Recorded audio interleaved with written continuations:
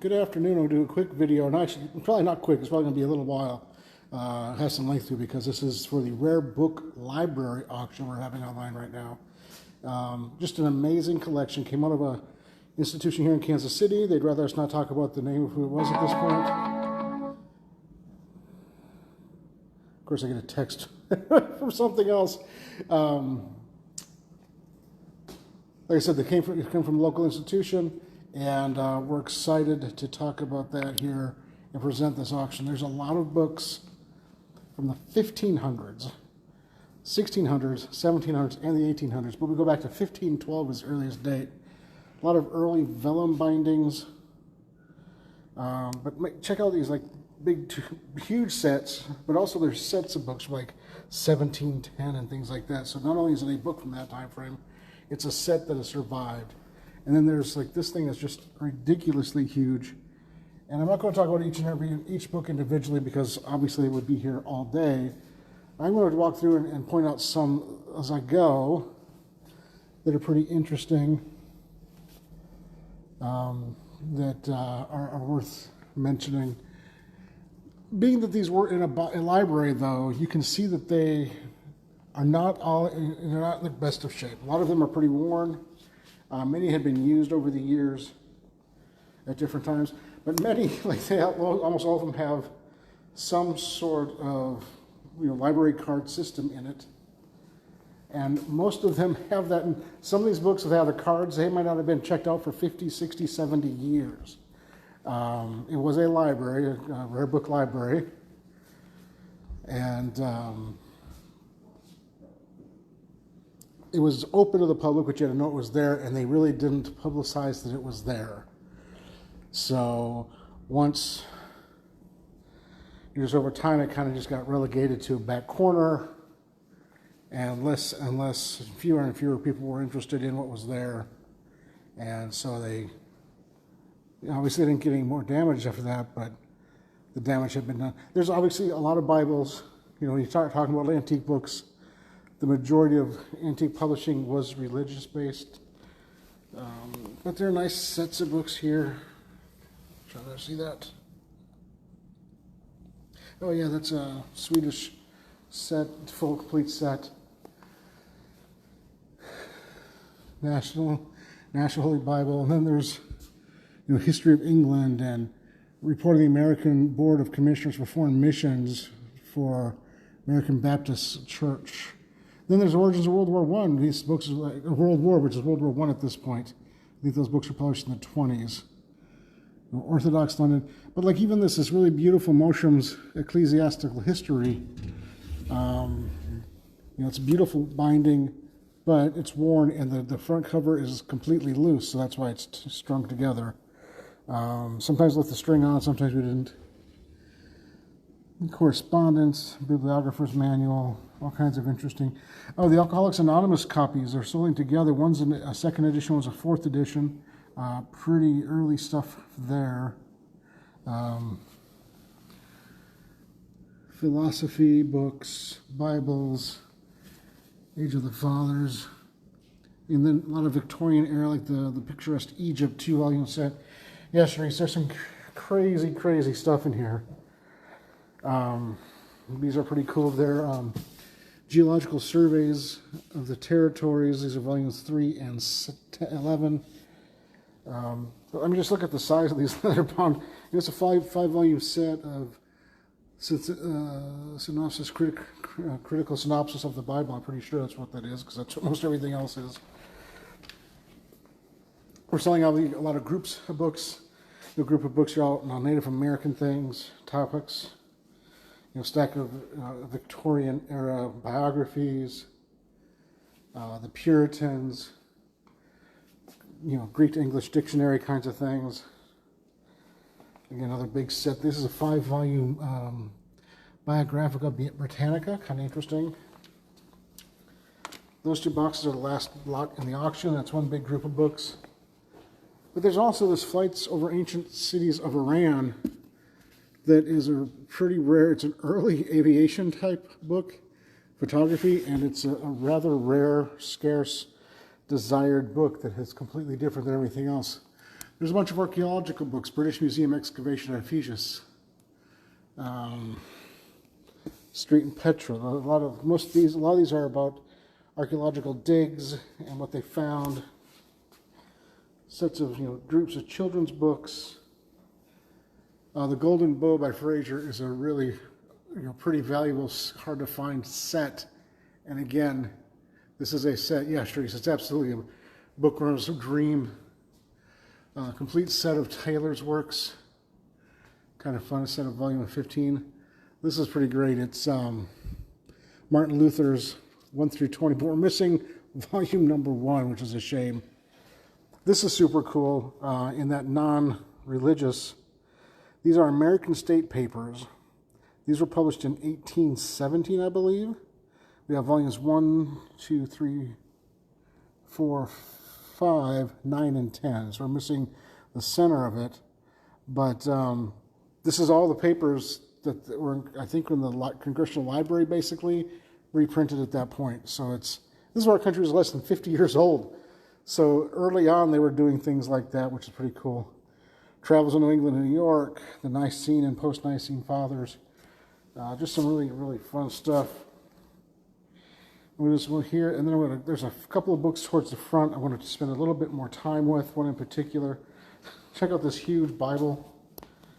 Pretty neat. Again, there's just way too much to go through on a case-by-case basis in a video like this. But you get an idea of the size and the scope. This is a group of, these are all like 2-volume sets from different, a lot of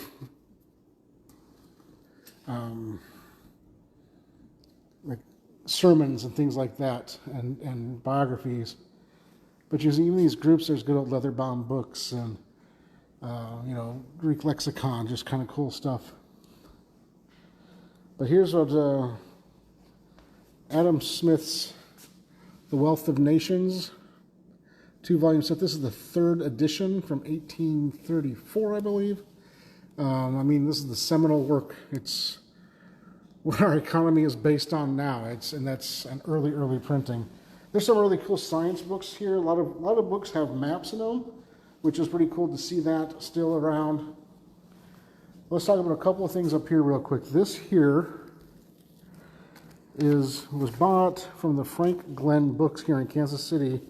It doesn't say a date that it was purchased from them. But this is a genuine leaf from the Great He Bible from 1611, printed by Robert Barker in London. And the leaf is the entire book of Matthew, the Gospel according to St. Matthew. And it is the entire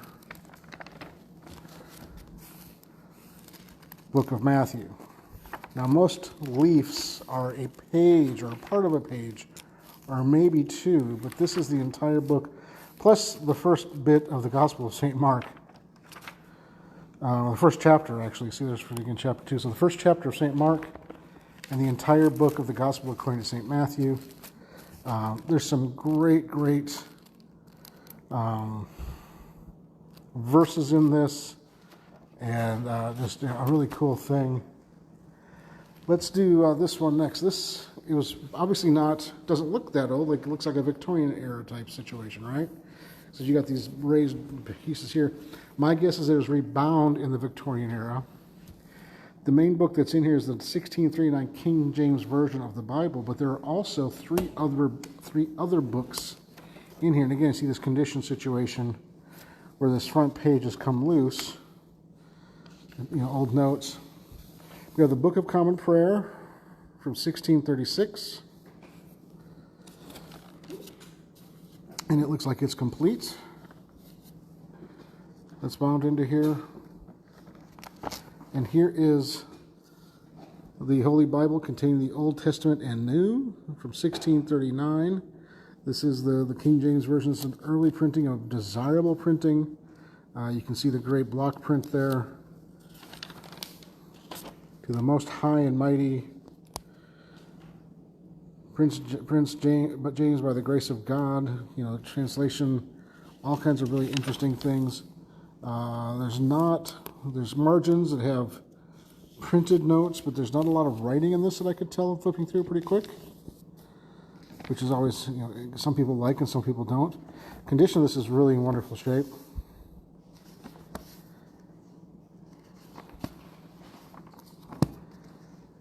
But here is the third book.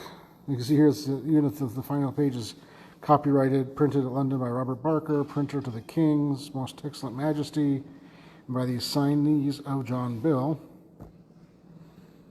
Well, that's cool, Lisa. Quaker Books and list. That's awesome. What year is your book from? But there's also in here a brief concordance or table to the Bible of the last translation.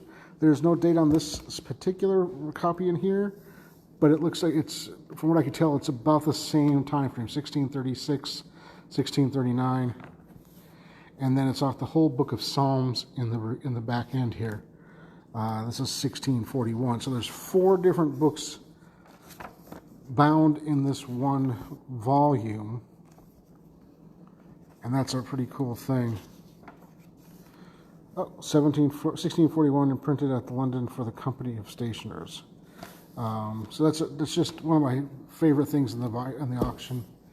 And then this was one of the first things we looked at, or I looked at, and it was pretty cool. Huge, big leather, vellum bound, and old Divine Scripture, 1597 is the date. But then I saw this Fitzpatrick collection. Sharice, everything in the auction starts at the $5 opening bid with no reserve, so it's going to sell to somebody at some price. But T.J. Fitzpatrick was Thomas Jefferson Fitzpatrick, who was heir of Thomas Jefferson. And the Fitzpatrick collection, the T.J. Fitzpatrick Library, has, if you did research that library at all, it ended up in libraries and museums all over the Midwest. It was from Nebraska and ended up in several museums. So it's kind of cool to have a piece from that library with that Jefferson provenance on it. So, Sharice, to ask your question more in depth, all of our books started, all of our items start, and all the auctions we do at $5 opening bid with no reserve. If it's different from that, we will definitely make that known. So you have Tiffany Glass coming up, but this is, again, a really special collection of books. There are some really interesting things all the way through. And where did, I want to point out this piece back here that could have easily been overlooked.